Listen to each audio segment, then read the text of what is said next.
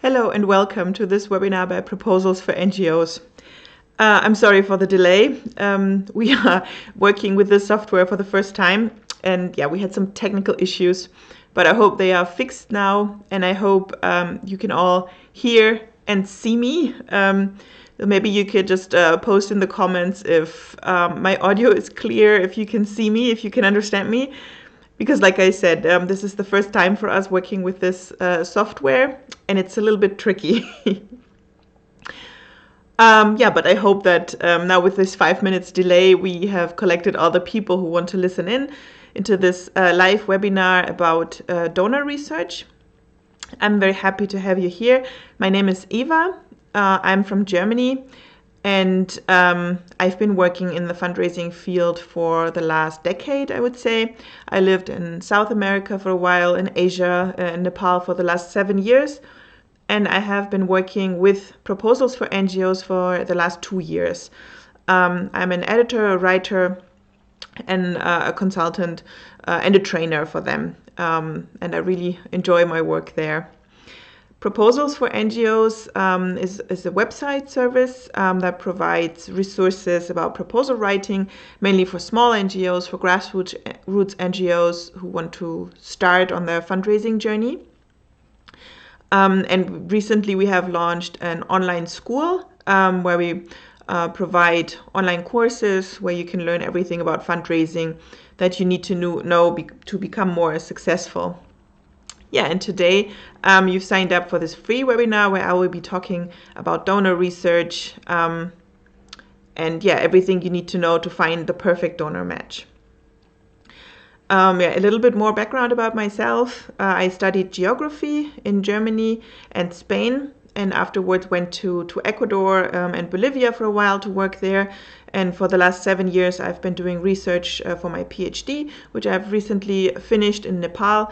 And since June, I'm back in Germany, and I continue to work here and do fundraising consultancies and trainings.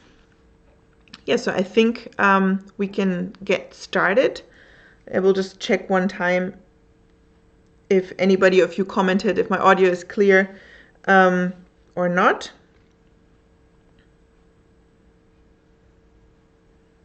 It's always a bit difficult when you kind of talk into the void and you can't hear yourself. So I need to know first if everything is fine before I continue with this webinar, because it doesn't make sense if you just see my mouth moving but you can't hear me. So I'm waiting for confirmation. Okay, perfect. Seems like everything's fine and you can all hear and see me. So let's get started with the presentation I prepared today about donor research. So today's topic is how to find the perfect match. And before I start, I just wanted to let you know a couple of things about how this is going to be today. So this webinar I will be talking probably 45 minutes, something like that. Afterwards, you have the chance to ask me questions about this topic or fundraising in general, and I will try my best to answer them. You can just type them in the field next to your screen, and my team is in the comment section. They will, if it's something very simple, if you're asking for a link or a reference, they will immediately answer. If it's more complicated, if it's more broad, and would also be beneficial for others to know, I will try to answer your questions by the end.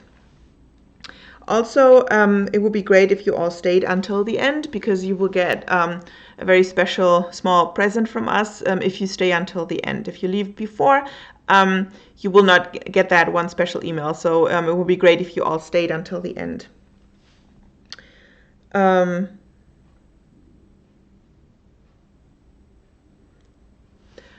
Okay, so we will get started right away. So today's topic is donor research. You probably all signed up for this because you wanted to know more about how to find a perfect match. You probably all have projects that you're working on that you need funds for, and that you're wondering how to find a perfect donor. And to let you know exactly what we're talking about today. The first section will be a definition about what is donor research, so that we make sure that we're all on the same page. And then after that, we will talk about the easiest ways to do donor research. So what are the tips and tricks we can share to make it easier for you, and so you can save some resources and don't have to spend all the time and energy that you're probably spending on it right now. And in the end, we will talk a little bit about how to organize your donor research. So what are little helpers that make sure that your approach to this is even more strategic and better. So yeah, what is donor research? A very simple definition is that donor research is the process of identifying and finding information about potential donors and supporters of your NGO or project. So there's also different names for donor research. Some call it prospect research. It's basically finding out who might be willing to support your project. And this sounds very simple and sounds very straightforward, but actually this is the first step of fundraising where many NGOs already struggle. Because when you hear the word fundraising, probably mostly you think about writing the proposal. But the very first step is finding a potential donor. And if you don't do this part well, if you don't do your research well, then it doesn't matter how great your proposal is, you will never be successful, because if you send your amazing proposal to the wrong donor, you will still not win the grant. So this first step in the process, which is donor research, is actually one of the most important ones, because this determines if you have the right fit, if you have a chance at all from the beginning.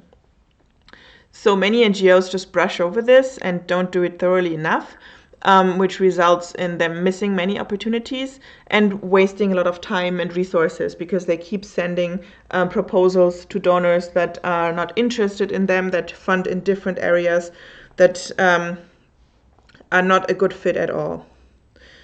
So it's great that you signed up for this webinar, because it means that you already understand the importance of donor research and why, probably you already know why you should do it. But still, I want to point out some more reasons, because maybe you also have to justify why you want to spend more time and maybe even money, resources on this area with your board, your bosses, your seniors. So we'll talk a little bit more about why donor research is so important. And to make this a little bit more relatable, I want to share my own fundraising story with you, because I've made many mistakes along the way, and I always think it's, of course it sucks to make a mistake, but at the same time every mistake is a chance to learn, and I want to share my mistakes with you so we can all learn together from it and you don't have to repeat them. So I started my fundraising journey basically when I was 19. I left Germany to go to South America to work with different projects, and I really liked what I saw. I was working in Ecuador with farmers, organic agriculture, protection of forest, etc. And I thought, well, this is something that needs support. We should find ways to support these projects more so that they can thrive. But I had no idea how to find potential donors. So I started my own organization. I did fundraising with friends and family. I spent a lot of time trying to sell the story of these farmers. But I addressed basically the wrong people. I talked mostly to friends and families, which is a great start.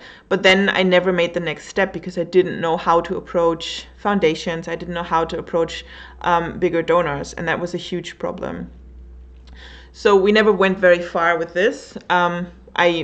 I managed to get some money to support these projects, but nothing huge. And that was the first time where I thought, there must be a better way for this, because I'm spending so much time on getting, in the end, not a lot of money. There must be a better way. After finishing my studies, my master's, I started to work in Nepal in a different project. And this picture actually here is the picture from this project. These are a couple of farmers that I worked with. We did mainly reforestation, agroforestry, basic livelihood projects like hygiene management, etc. And I had the same problem. We needed money, we needed funding, and I didn't really know how to go about it and where to go for money. I was a little bit further along my journey, so I didn't ask friends and families anymore, but I didn't really know how to approach bigger donors. And what kept happening to me was that I had an idea for a project, and then I started digging around, and I did so much research. I completely got lost in my research because suddenly I realized there's so many organizations out there who fund this kind of stuff, but I didn't know how to focus. I didn't know how to organize my stuff. So I just kept researching. Then I found something, realized I had missed the deadline. It was, again, a lot of work for very little benefit. So I came one step further. Now I knew how to find more information, but this information was completely overwhelming for me. It was just too much. And I realized when talking to my colleagues and to other people in the field that many felt this way, because it can be a lot. There's so many foundations out there. There's so many calls out there. And it can just be very overwhelming that you go from trying to or doing fundraising all the time to doing research all the time, because you don't know when to stop and you don't know how to organize your stuff. So after a while of doing that, I realized, no, this is not the way to go. So I needed a more strategic approach. So that's when I started to learn more about donor research and how to organize my stuff, how to organize my data, how to go about all these things in a more strategic way. And this journey took me a couple of years, but throughout these years, I gained a lot of experience of how to do better than I did.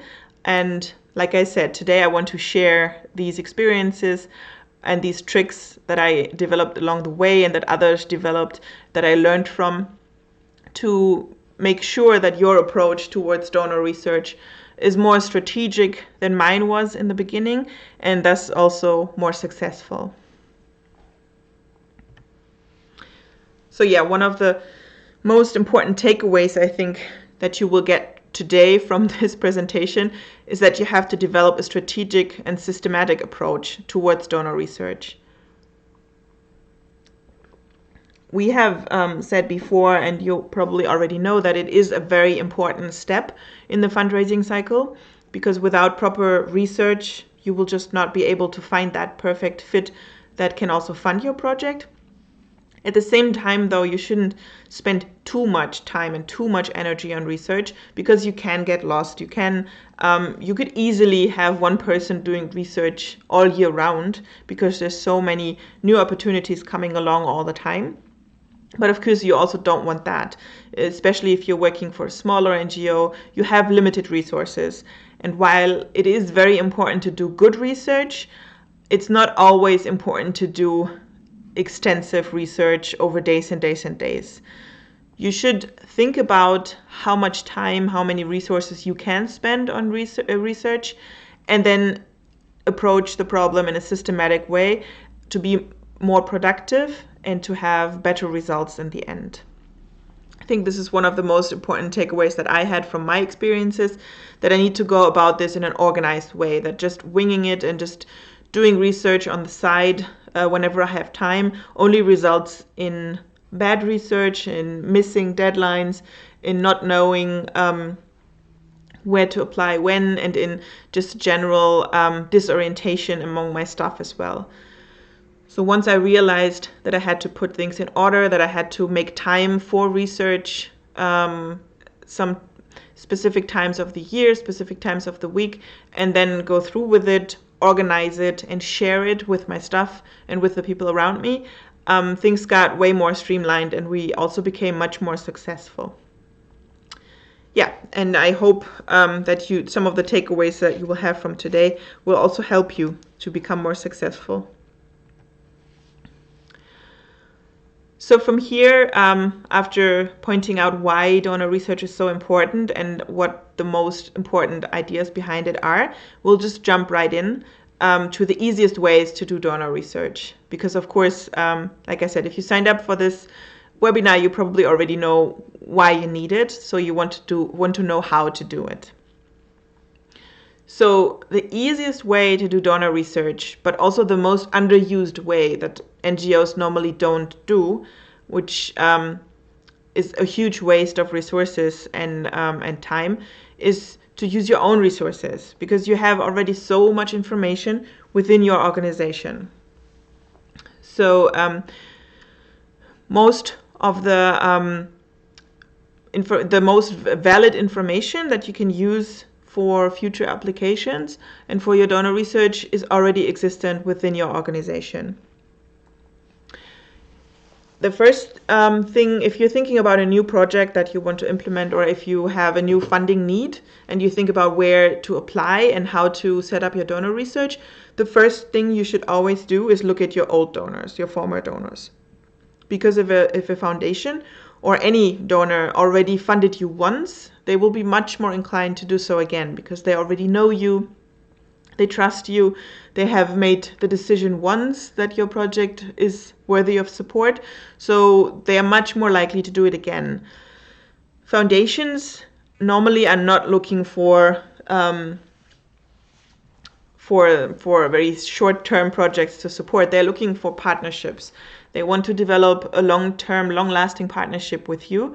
And if you've implemented one project with them and approached them and say, oh, we want to extend this, or we have a new idea, or we have a new component to this project, they might look into it and be happy to help you and maybe even support you with money again.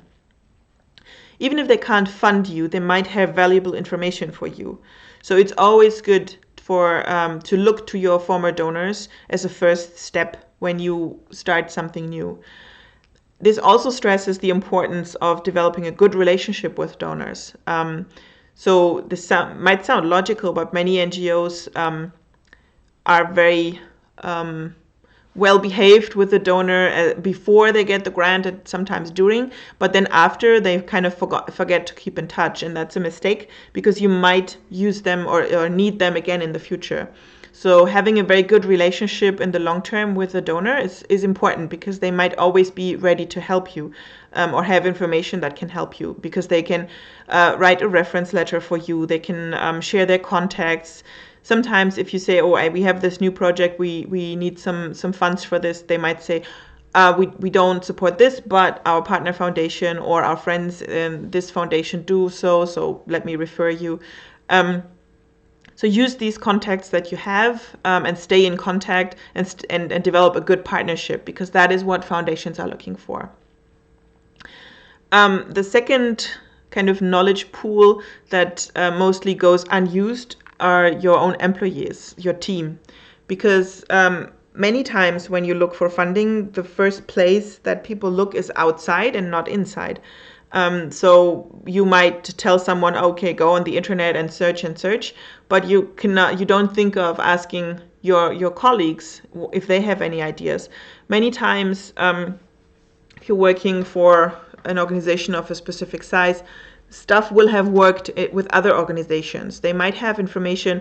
I don't mean insider information that they should not share, but they might know which foundations can be approached, which foundations funded projects in the area, which foundations or potential donors want to see what kind of proposals, etc. They have all this information, but many times they're just not asked, and the organizations are not taking advantage of this great knowledge pool that their employees have. So it's always great to ask your own employees if they have any ideas where to apply, if they have any knowledge about foundations, about calls, if they have contacts at foundations, if they've worked with them, etc. So do ask your own team and look to the inside. Another group of people you can ask are your supporters. So if you have social media accounts, or if you have people who frequently volunteer with you, etc., sometimes these people have information because they're interested in the field you're working in, so they might have information about potential donors that is not so obvious to you. So when you have a new project, or when you have something coming up and you have a huge social media following, it doesn't hurt to ask once, oh, we have this project coming up. Do you have any ideas where we can apply, or something like that? Sometimes people work for companies who have a CSR program, and you can only access it if you have contacts to an employee. Sometimes there's calls that are not, that are just regionally published. Sometimes you just miss something. And these people have a lot of knowledge and they've already showed you that they want to support you. Maybe they're not big donors, but they spend their time working for your organization. They donate in kind, whatever it is. So they will also be willing to share information. And sometimes information is worth more than a donation. And lastly, you should always try to involve your board, because they often also have connections, especially if you have some high-end people on the board. They do have connections that they can use, but if you don't ask them, sometimes they don't think of it themselves. So just involve them in your planning, ask them if they can do anything, and ask them to again ask their contacts to find out more. Of course, there's other groups of people within your organization that you can ask. But generally, it is very important to realize that the first direction you should look into when starting this is inside. You should look inside your organization for information before you start looking to the outside. So now we're coming to the definition of outside, which is searching the internet and searching Google. This is also a very good and easy way to do donor research. It can be overwhelming, but it's still a good source, because things will come up, pop up for you that you have not seen before, that you've not, organizations, donors that you've not worked with before. So it is a very good way to find new information. A very simple way is to just put keywords into Google. So for example, if I'm looking for funding for an agroforestry project in Nepal, after looking to our former donors, looking to our partners, etc., I just put agroforestry project Nepal funding, something like that, into Google and see what comes up. And there's already a lot that will come up. You will find, sometimes you get very lucky and you directly find calls for proposals that are a good fit for you. You directly find foundations. Sometimes you will find press releases about a project. Sometimes you will find like-minded organizations that work in the same field. Sometimes you will just find project reports from projects that have been implemented in the past. But it is valuable information, because if you find a project report, you can again look, who gave the funding for this? Maybe they're still doing the same. If you find a past call, you can try to figure out if this call is going to be repeated, if it's going to come out again in the future. So there's a lot of information that you can find, even if it's not a direct call or a direct contact to a foundation. So that is the basic thing. Of course, you have to tweak the keywords a little bit. Don't always use the same. Think a little bit differently. Think of what donors would put on their website to talk about their calls, to talk about what they offer, and then you will already find a lot. You should also follow important pages that publish opportunities. For example, on our page proposals4ngos.com, once a week we publish an opportunity where we give a lot of detailed information about how to apply there. Of course, it's not always a fit for everybody, but sometimes you might get lucky, and sometimes we also have global calls that are very wide and that are open for many different organizations and projects. There's other pages as well that publish opportunities that you can follow and that help you to be kind of to be up to date, because it can be very confusing. Some foundations have accept proposals on rolling basis, some have deadlines, some just publish a call every year at a special date, and then they just open they're just open for applications for 2 weeks. Some are not. It's very confusing and it's a lot of information. So it makes sense to follow some of these services that already kind of digest this information for you and put it in a format that is easily understandable and makes it more simple for you to figure out if this is something for you, or if this is a call that you can just neglect. Set Google alerts for specific keywords. If you know that a specific organization is always putting out a call for applications in May or something like that, you can set Google alerts for specific keywords so that you don't miss these calls. Because even if you think, oh, I will remember, it's very, very easy in the daily office life to forget. And even if you put it on a calendar, you still might forget. So it's easier if you just already tell your computer to remind you, and set these Google alerts for these specific keywords. And this way you also will always know what's happening out there, and you will not miss opportunities anymore. Yeah, and just stay on top of the game. You always need to know what's happening, which are new pages that are popping up to give you all this information in a good format, which are new schemes that come up. So it also makes sense to read fundraising magazines, publications, not too much, but just a little bit, so that you know, for example, if DFID is just releasing a huge multi-million-dollar scheme for funding, if USAID is starting a new set of projects, whatever. If you know these things, then it's much easier for you to not miss the call, to follow up, and to be on the top of the game.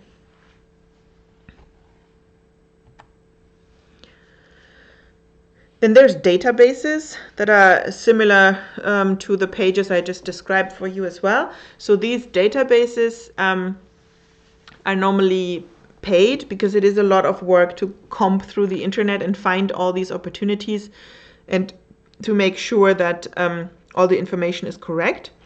But for you, of course, this is a great service, because you can do 5 hours of Google search and still not find the information that you can find in 10 minutes in a database like that, because somebody else already did the work for you. Of course, these are paid services, but depending a little bit on the size of your organization, it might make sense to go for one of these paid services, because it can save you a lot of time and a lot of work and a lot of effort, and be more effective than having one of your staff members going through all the stuff by themselves. It is an investment, but it is also very important to understand that money you spend on fundraising is an investment, because of course you can try to do everything yourself, but if you spend your own time, it's also an investment, because your time is also money. So sometimes it makes sense to pay $100, $200 for a service that saves you hours and hours and hours, because paying you these hours is also money. So this can also be a way how to approach your seniors if they are hesitant to pay for services in the field of fundraising. You have to do fundraising if you need funds for projects. It is an essential task. It's nothing that you can do on the side, and it is something that should be regarded as an investment in the future of your organization, because without fundraising skills, it is very difficult to develop your organization and your project. And in a small investment in a donor database can make a lot of sense. It's very important that you find the best fit for you, because there's many different out there. We are also developing one that will probably go live in January. We will let you know again once the date approaches. But these databases and ours as well will have a lot of detailed information about what foundations fund, which areas they work in, which countries they work in, how to apply, what they want to see in application, etc. But there are different ones. Some focus on specific continents, etc. So you need to find the best fit for you and for your organization. And of course, think about it very well if you want to make that an investment and if you want to spend money. But like I said, it can be a huge time saver because somebody else already did the extensive work of trying to figure out which foundation does what, and how to contact them, especially because it's sometimes foundations do not openly share all the information, so it can be a bit tricky to find these details. And if somebody else already did that for you, it can really be a huge time saver. And again, another very easy way to do donor research are your connections. This is a little bit similar to the first part that I talked about, using the stuff and just looking to the inside, but your connections are valuable as well, because probably if you work in this field, if you work in a charity, an NGO, if you've been in this field for a while, you know many people from the same field. You meet at conferences, you meet sometimes for lunch in the cafeteria, whatever. You have friends who do something similar or maybe even exactly the same, and they all have their set of experiences. And sometimes we feel shy, especially when it's about money, to ask. But we should not feel that way, because if you're working in the field of philanthropy, you should be willing to share. This is not like a business secret, who your donors are or how you approach them. This is something that if we share this information, all of us will grow. All organizations will benefit from it. So I think it is very important to establish kind of like a culture of sharing, and sharing knowledge and sharing contacts, etc. And maybe you have to be the one to start it, but I think it will be very fruitful, because if you share your contacts, somebody else will share their contact with you, and then you already have more. And just asking your friends, your colleagues, or sharing what you're working on might already yield a lot of new contacts, new information, and new things that you could check again.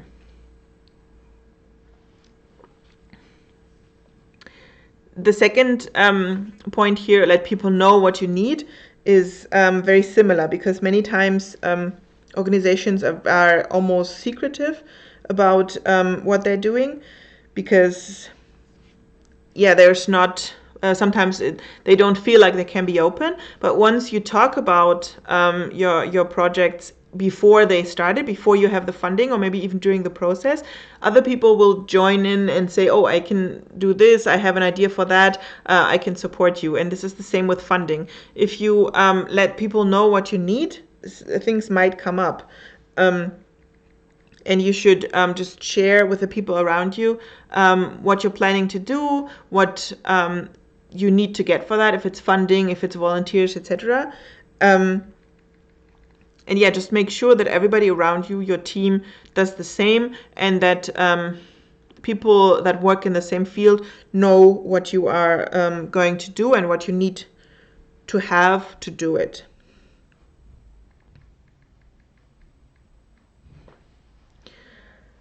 Again, this goes back that you have to involve your entire team. Sometimes fundraisers make the mistake to think that they have to do fundraising all by themselves. They are getting, sometimes they get input for the proposal itself further along the process, but during the research phase, during the first phase, they do not feel like they can ask for input. But that's a mistake, because like I said before, you have a lot of resources within your team.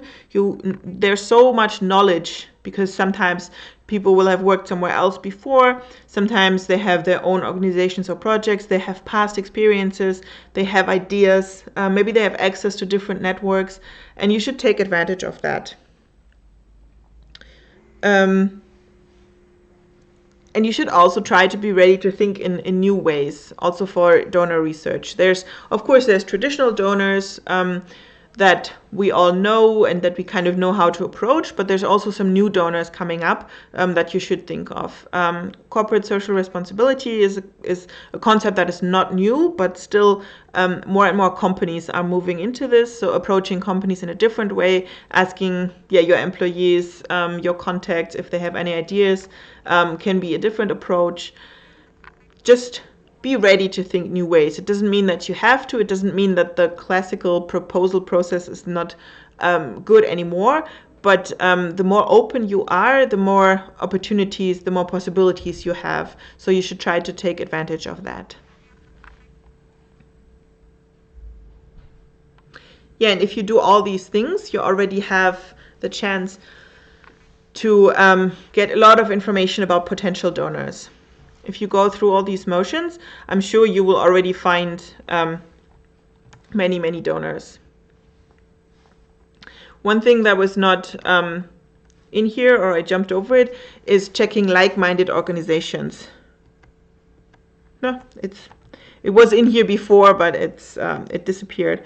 So checking like-minded organizations is also a good way to find donors. So if you know that you are working in a specific community and there's another NGO working in the same community, check their website, check their annual report to see where they get their funding from. Because if a donor gave money to them, maybe they would also give money to you. If you're working in the same country, etc., you can always do that. A good place to find that information is the website, because many donors want their partners to share information about them because they do good and they want people to talk about it. They want people to know. So you will always find a section called something like Our Supporters or whatever on the webpage of the partners. You can also look into the annual report. If they publish an annual report, you will also find information about the supporters and the donors that gave money towards that project. If the donor is from the US, you can also find information about the amount, etc., in the tax forms that they have to publish. In the UK, with the Charity Commission, it's very similar. In other countries, it's more difficult to get access to this information. But again, many foundations are very happily sharing information about who they give to because they want to, because they're not secretive, but they want people to know what they do. So it's not that difficult to find information about where like-minded organizations got their funding. And then you can approach these donors because if they already worked in this area, they are much more likely to work in it again than if they've never done it. You can also ask your colleagues here again, no? If you're working in the same community, you probably know some people from that other NGO. You can ask them how they approach this donor, if there's the chance for partnership, etc. Just always try to use your contacts and try to extend your network because that will always help you in the long run. Okay, so now we've done all these steps. We have found a lot of potential donors. But again, like I told you from my own story, once you've learned how to research donors, you can research donors forever. You can spend days and days and weeks on this, and then you still don't have a cohesive plan, then you still don't really know what to do, and more importantly, you don't have this information in an organized way. So every time you have a new project, you have to go back to your research, you have to go through everything again, and you don't know where to start. So this leads us to the next topic I want to talk about, which is how to organize your donor research. And this is also very important because without a proper system to organize it, it will be extremely difficult for you to take the maximum benefit from it. So again, if you need to justify why you want to organize your donor research and spend time on this, one of the benefits is that you will only spend a limited amount of time on research. If you don't have a proper system, then you will, like I said before, you will always start from zero again. You will probably research the same foundation 3-4 times for different projects if you don't have a proper system because you just don't remember. We always think that we will remember, but then again we won't because the human brain just doesn't work that way. So to save time and to have a more systematic approach, it is very important to have your stuff organized. The other thing that is so important is that you will not miss deadlines anymore because that kept happening to me. I would find something and realized I was way too late. The deadline had already passed or had a week left or something like that. And many times I found something where the deadline was very far away. So I thought, oh, I'll revisit this in a month, and then I forgot, and then when I found it again, the deadline had passed. And that keeps happening. I know that keeps happening in many offices around the world all the time. So if you have a good way to organize your donor research, you will never miss a deadline again because it's all in there. You can put it in a calendar and you will be reminded, and you can strategically plan when you have to work on the proposal to actually meet the deadline. If you have a good system in place, you can also share your results with your team and divide the tasks and responsibilities, which is very important. Like I said before, if you're a fundraiser, you don't have to do everything by yourself. Normally, there's a team around you that is ready to help you, and you should take advantage of that. Some people are better prepared to do some tasks than others, and if you have everything organized and in one file, it is much easier to divide these tasks and to make sure that everybody is involved and everybody does what they can do best.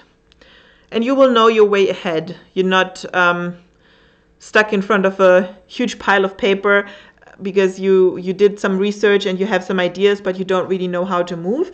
You will have a proper file that has all the information about how to apply, when to apply, who's your contact person, what do you have to include in the proposal. You don't have to look at all the opportunities, the calls over and over again, but you have this very organized file and system that you can follow through with, that other people know what they have to do, and that just makes life and work much easier for everybody in the office. So here's an example of how you can organize your donor research. Again, this looks very simple and looks very common sense, but I know that many people don't do it. So we're going to talk about it a little bit more in detail here. So this is a simple Excel file. But it has different columns with different titles with important information. And of course, you can add other information there. This is something I did for an organization that is working in the fields of women's rights. You can add other information if necessary, but for this case, this information was enough. So in front, you start with the name. Of course, you need the name of the potential donor that you identified by whatever, doing a Google search, by asking your employees, by checking the websites of like-minded organizations, whatever you chose to do. You find a potential donor, you think, oh, this is a good fit, so you put the name of this potential donor in your file. Next thing is the website. You put the link to the website, which is also very important because remember, you want to prepare this to save time. So later, if you decide, oh yes, I want to apply there, it's so much easier if you have the link in there and you just click on the link and you're on the website. If you just have the name, you have to Google the name again and it takes more time. And this is a very simple step, but it will make your process more effective. Then you have focus area. So you describe what is the focus area of work of that foundation. That can also help you if you have new projects or different projects. So, for example, in this case, this project was about women's empowerment, but maybe the same organization wants to do a different project in 2 years. So if you have the focus area in here, if you described as precisely as possible what these foundations support, you don't have to go back researching from zero. You can go to your prospect file and look if there's any organizations that you had found for this project that also found a different project with a little bit of a different focus. So it's important that you describe the focus area as precisely as possible, and make sure that it's thorough enough. Then it makes a lot of sense to include the range of grants they give, because sometimes you have a project where you know, okay, 5,000 will be enough. Sometimes you know, oh, I need 100,000 minimum, I need $1 million, whatever. So there's some donors that give a very clear range of the grants that they would award, and it's very helpful. So you can see here, the first one, the Global Fund for Women, it was unclear. They didn't specify at all. Some foundations do that. They say, just send us the budget and we will decide if we will give a part or whatever. Some have very specific numbers. So here, the second one, the Feminist Review Trust, gives a maximum of £15,000. Next one, Women's Fund Asia, gives grants around 50,000 US.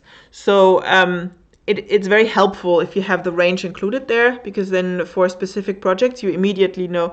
If you need 5,000, you wouldn't apply with the Women's Fund Asia, because if you need 5,000, you don't want to apply somewhere to a donor who wants to give a 50,000 grant. if you need 50,000, you wouldn't apply with the Cultural Survival Fund, because they give grants around 8,000. So this is very helpful to quickly make a decision of which call to read thoroughly, which call to spend more time on.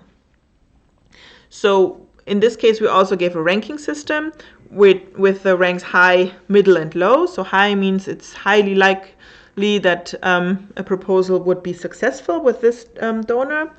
Middle means middle, and low means a proposal will probably not be successful. So you can also do a color-coded system, green, yellow, red, whatever works. Of course, when you make a decision to apply somewhere, you would start with the higher ranking ones. And maybe include some of the middle ones, but of course you would not include the low ones.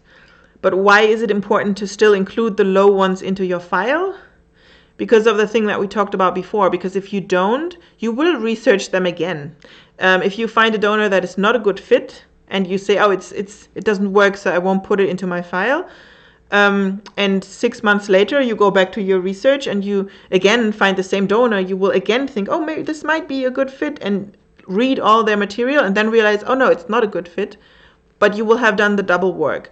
So even if you find a potential donor, you research them and you realize, this doesn't work for us, still include it in your prospect file, because this way you won't do the same work twice or 3 times or 4 times or however many times you might forget. And I know this sounds a bit stupid, but it happens.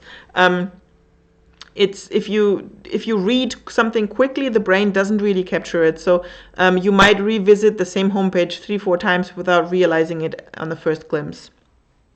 So all of this is designed to save you time and save your resources. So this is another thing that will save you time, because then for the next time you already know, oh, I don't have to look into this because I've already done it and it's not a good fit. The next section is about application information.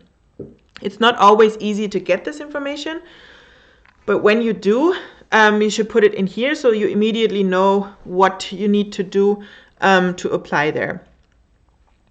So, for example, in this first line, Global Fund for Women, you can see organization needs to be registered first, proposal when registration is accepted. So here we already know we have to start with the registration process, not with a proposal. With the other ones, you see more information, like the bottom one, cultural survival. There was a call that is closed now, but it was open in October for the last year, so probably you should monitor October 2019. This one is a little bit older already, so my recommendation was to monitor and see if there's another call. But here you can put all the information about what needs to be included in the application. If there's guidelines, you can put a link to the guidelines as well, so that you're just one click away from all the information that you need. In the notes section, you can put additional information, why you think it's a good fit, what are things that you think should be emphasized, whatever are things where, for example, your project fits specifically well or doesn't fit so well, whatever you feel like you need to remember, you can put in the notes section. Then the next section is the to-do section, where you can write down what needs to be done. And if you're working in a team, you also should write down who needs to do it. So you can see here for the first one, the next to-do would be to register the organizational profile, because that was what the donor requested. The next one, the Feminist Review Trust, would be to fill out the application form. So that was already a little bit further down the line. The other ones is monitor for call, because they have a yearly call, but at the time that I was doing this prospect table, there was no open call. So somebody has to monitor to find once they open their call, to have all the information. Yeah, and the last line is about deadlines. So if there's a deadline, you put it in there, then you can also put it in your calendar so that you don't miss the deadlines anymore, and that you always know where you are, what you have to do, and how your next steps should be. So this is basically the way I organize my donor research now, and it looks very simple. It sounds very straightforward, But again, it saves a lot of time. It makes sure that you use your resources and your time effectively, and it helps you to just stay organized, to keep everyone on the same page, and to make sure that you don't miss any opportunities anymore. Okay, so now we have talked about why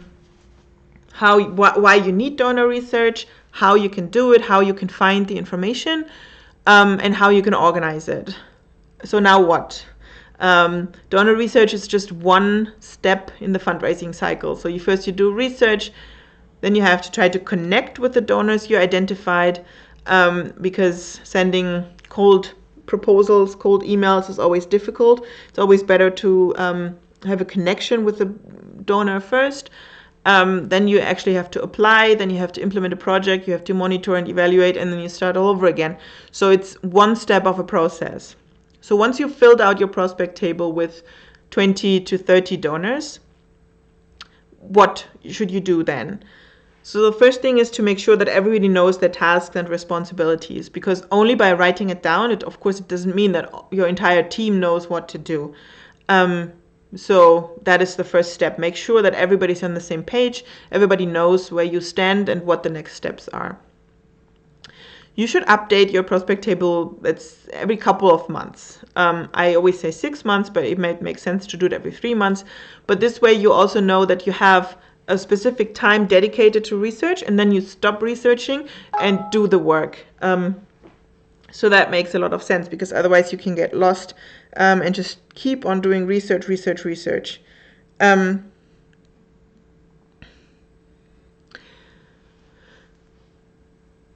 If there's any opportunities or any foundations that you found that are a good fit, that will put out a call in between, of course, monitor for these new calls and deadlines if it's necessary. So like I said, if you find an organization that sounds great, but you realize that the deadline has just passed, but you see that in the last 5 years, they always put out a call in May, then of course monitor in May. Then don't wait for 6 months, but just check in May if they put out a new call. Check for deadlines, that kind of stuff you can always do on a rolling basis, but don't start your research all over again every month or something like that. Set like a little bit of a wider time frame, so you don't spend too much time on research all the time. And follow through on the most promising applications, because that is also something that I frequently see, that people are very excited and do donor research. And then they have a beautiful prospect table, but then they don't actually follow through with the applications. So of course, donor research is nothing that you just do for the sake of it, but you do it because you want to apply somewhere, you want to get funding. So the next step should always be to follow through and to do the next steps of trying to connect with the donors, trying to getting contact information, getting personal contacts, get a meeting, a phone call, whatever. Find out more about what they want to see in an application, and then actually apply and send a proposal to them.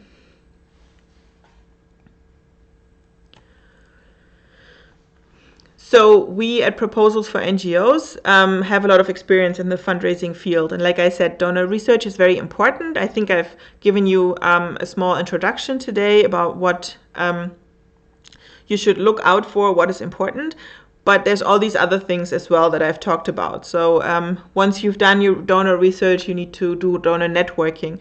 Once you've networked, you need to understand if you're truly eligible. You need to understand the guidelines on a deeper level to be able to be successful. Then you need to write a winning proposal. You need to be able to write a great budget, to write a great sustainability plan, etc. And then you have to implement your project.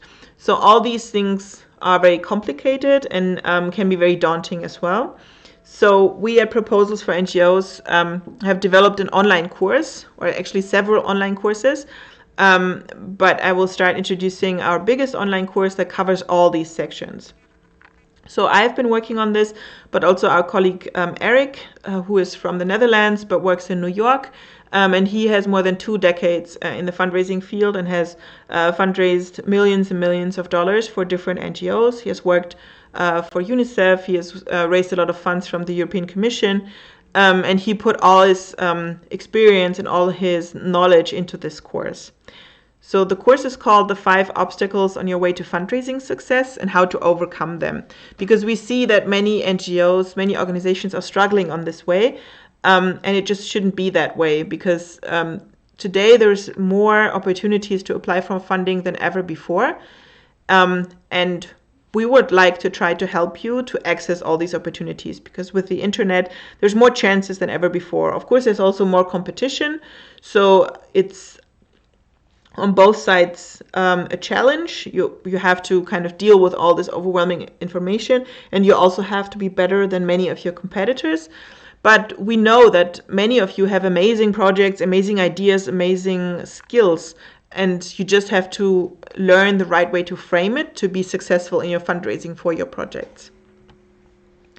So in this 5-module course, we have a lot of things included.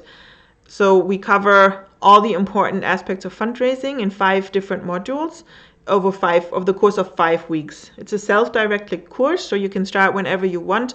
You can go through the lectures at your own pace, but you will only be able to access 1 module per week. So you have a minimum of 5 weeks to finish this course, but a maximum of however much time you need. So it doesn't stop at any point. We have 5 videos in which experts share their inside scoop. So that's Eric and me. We share what we've learned throughout the last decades.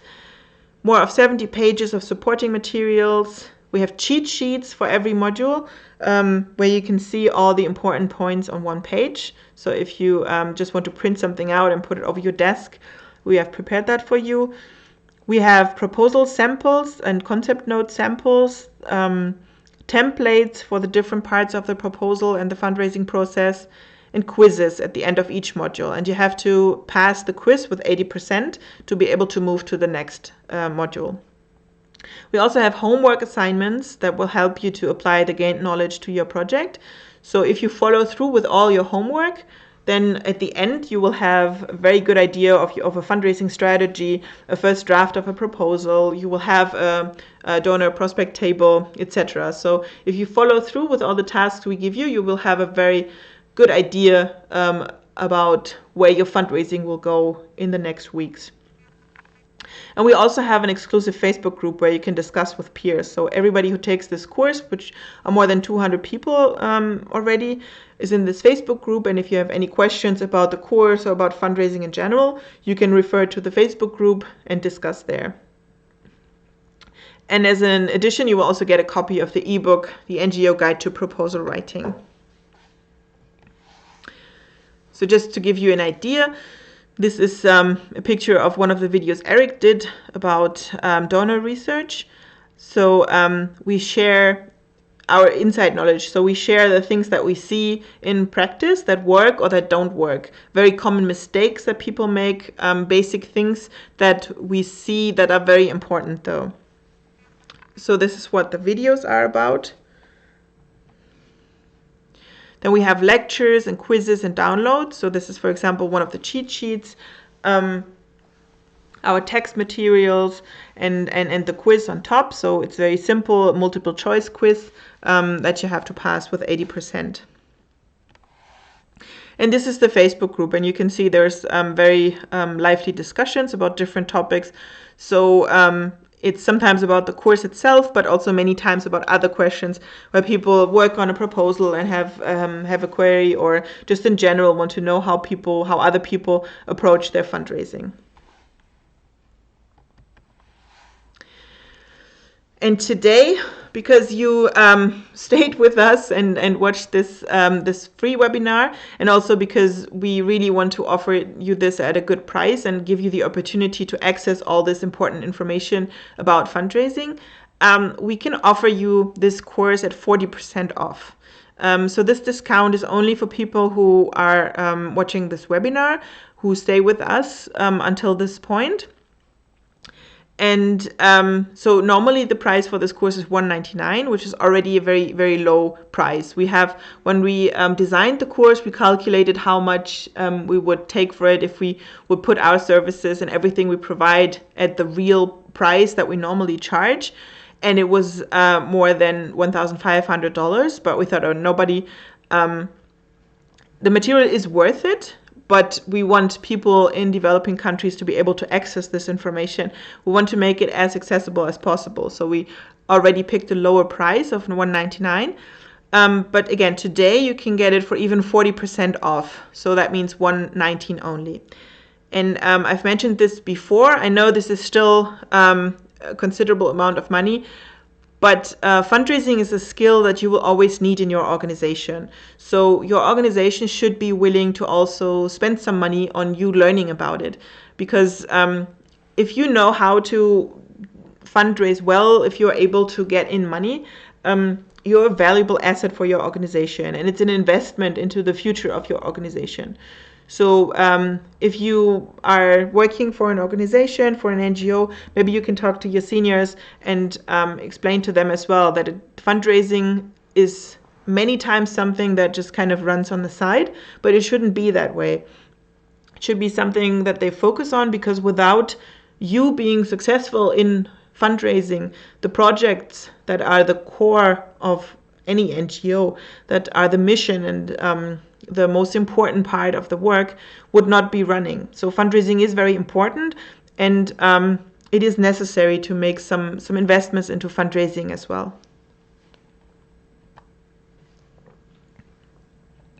So the big course that I just presented to you consists of 5 modules.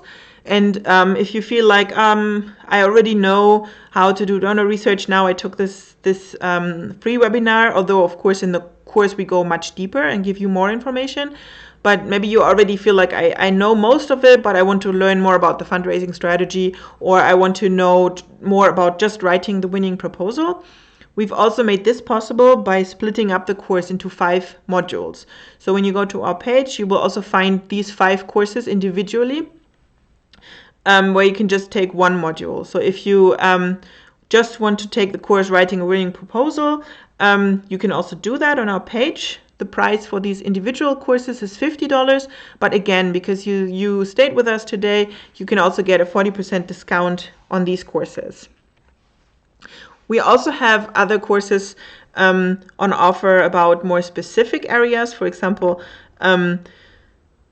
how to raise funds from European foundations. We have a course on US aid. We have a course about Gulf donors, about how to apply with the European Commission, with very specific information from our consultants that have worked with these donors for years and years. So they're really sharing their inside knowledge, which can be very, very useful for you and your organization. Because if you don't know what the European Commission wants to see in an application, you will always get it wrong. If you don't know how USAID wants their proposal structured, you will just never get the grant. And in our online courses, in the videos, our consultants share with you what they've learned over decades of working with these donors. So it's very valuable. These are not all of our courses, but if you go to our page, you will find all of the courses that we have on offer. And with the special coupon code WebinarNov for November, you will be able to get 40% off any course on our page. So just for the people who participated in this webinar, you get the chance to get 40% off all these courses. So like I said, the big course is $199, but the other ones are not that expensive, between $50 and $80. And today you can even get 40% off. So just move to our page, check out what we have to offer, and I'm sure you will find something that will be a great fit for your organization and that would really help your fundraising to move forward. I'm sure my team is posting the links to our school in the comments right now. You will also get an email by this afternoon or this evening that will include the links again. But I recommend you just click on them now and move quickly, because it's just an investment that will pay for itself if you pay attention and if you learn how to implement the things that we teach. It is something that your seniors should also be happy to support you with, because like I said, if you become a successful fundraiser, that's great for your entire organization and that will really help everybody. And fundraising is a skill that is always needed, that you should not try to source out, but yet that you should try to learn and learn within your organization. And I'm sure, and I would hope that your seniors also understand that, because it will contribute a lot to the long-term success of your organization. Okay, so now we move to time for questions. One last thing, because you stayed until now, thank you very much for that. And with the email that we send out, we will also send out the template for this donor research table. So you can just start right away, do your own donor research, use our template, you can adjust it, you can add more lines, you can add more columns if you need more information in your file. But it's a very good template to start from, and it will give you an idea what to include and how to go about it. And you can directly start working and implement the things that we've talked about today, and the things that I hope I was able to convey to you. Okay, so now I will switch from the PowerPoint again, and we will start answering questions. I have to check the questions on my phone though, because I can't see the YouTube interface.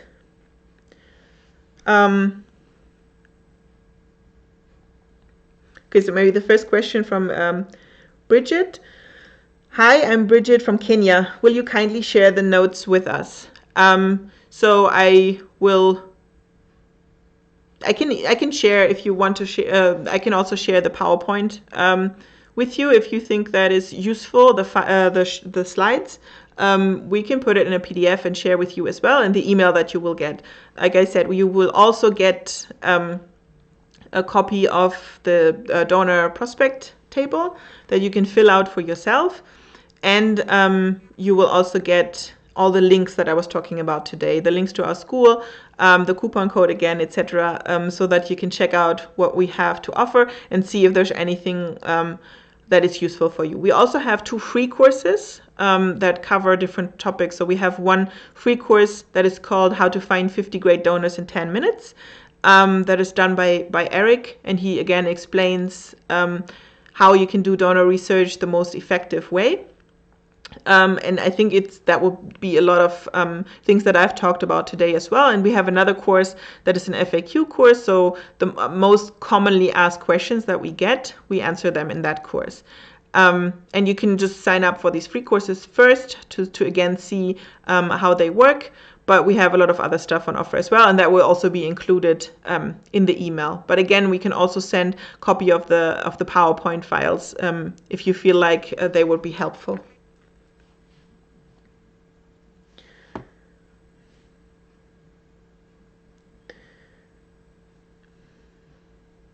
Then there's a question from Cyril Chitambo. We need more of such, including understanding European Commission and USAID calls, as well as some successful sample proposals from EC and EU. Yes, so I think I already mentioned that we have courses that are more specifically to specific donors. So we just launched a course on USAID that I think will be very helpful, because all these donors have their calls open, but they have huge rejection rates as well. So sometimes when they have an open call, they receive thousands of applications. So they have to be very strict, and you have to exactly know and understand what they want to see. And Eric has worked with them many, many times. So he has a lot of detailed knowledge about this, and he shares all his knowledge in these courses. We have another course about the European Commission. He has fundraised millions of dollars from the European Commission, and he shares his tips in this course. In this course, we also have a successful concept note that we share, a sample, and some other download materials that will help you to understand much better what the European Commission wants to see and what USAID wants to see. We have another course about Gulf donors that are very unconventional donors, and it's very difficult to find any information about them. So our consultant Christopher has shared everything that he learned throughout the last decades working with them. So yes, if you check our course program, there's much more specific information about these donors.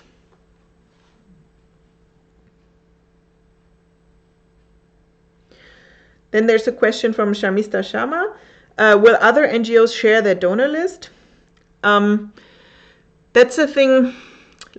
Not always, of course, but I think it's something that we should try to move towards, especially in the world of philanthropy, because sometimes it feels like competition between different NGOs and organizations, but it shouldn't be that way, because if organizations truly work for the people, then it shouldn't really matter exactly which community. We should support each other. Of course, we all want our own projects to work. We want funding for our own projects, but at the same time, we should work together. And many times, I feel like partnerships don't diminish our own part, but enhance it. So if you work with other people, if you work with other organizations, your work becomes better and their work becomes better, and the results become better. And many times partnerships will also make sure that you actually get funding, because donors want to fund, want to support partnerships and consortia of NGOs. Not all organizations will share their donor list, but if you share something, if you are known to be an open organization, an open person, if you're ready to help, probably people will start coming around and start sharing with you as well. Also, if you always network, like if you go to conferences, if you go to workshops, meet people, and are open about what you do and ask questions and just try to develop your network, that will help you greatly in the long run. So it's a good thing. Sometimes if you share your information, you don't always get the same information back. So it can feel one-sided, but you will still learn from the process. So I think it's a good way to start going out and sharing information, and eventually you will get information back. Some organizations are secretive and don't want to share, but others are not. And normally those who are not are also the better partners in the long run. So if you get the feeling that there's no interest in any partnership, no interest in sharing of any knowledge, maybe they're not the best partner in the first place anyway. I hope that answered your question.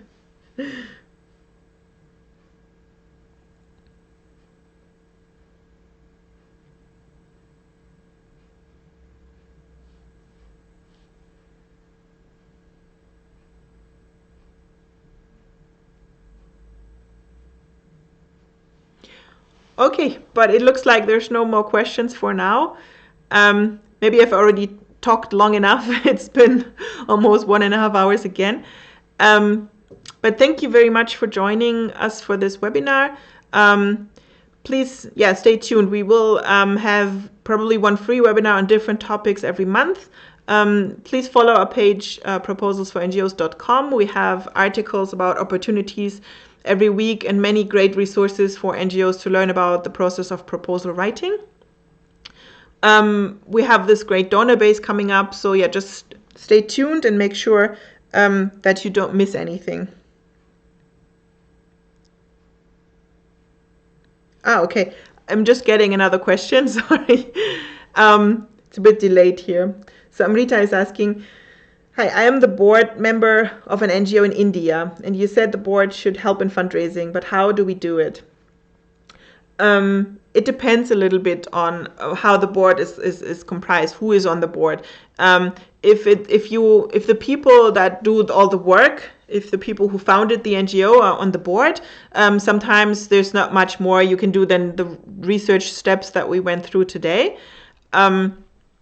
But you will also have contacts. Now, if you're a board member, you could try to attend conferences in the name of your organization. You could try to get invited to workshops, try to get invited to receptions or whatever.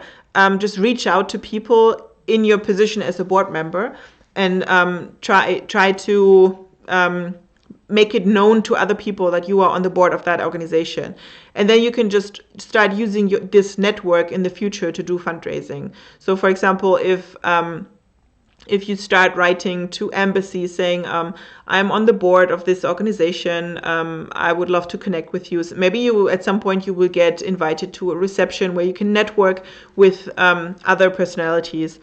Or other workshops, if you always apply to be part of workshops of donors, of USAID, of the European Commission, etc., and go there in your position as a board member, you can network and establish a great network for your organization. So that would be very helpful. What I meant a little bit more, and when I was talking about the board members, is many times if you're working for a reasonably sized NGO, there are board members that can be entrepreneurs, sometimes celebrities, people that have a lot of experience, that have already a lot of connections, and sometimes NGOs don't use them either. If you're a young person that has founded the NGO, maybe you still have to establish your own network. But if you have people on your board that already have their own networks, and they don't have to be NGO networks, they can be from the field of entrepreneurship, from the field of business, whatever, that's even better sometimes, because if you're looking for funding, you don't want to only connect with other NGOs, you want to connect with businesses that have money and that have interest in investing in projects, no? So in those times, you can also take advantage of your board members and have them go to conferences, have them make appointments for you, have them make these contacts and network for you. So both of the things can be done. In general, it's important to just spread the word about your organization and to make sure that it is known, that people know what you do, why you do it, why your work is great, and how they can support you if they ever want to.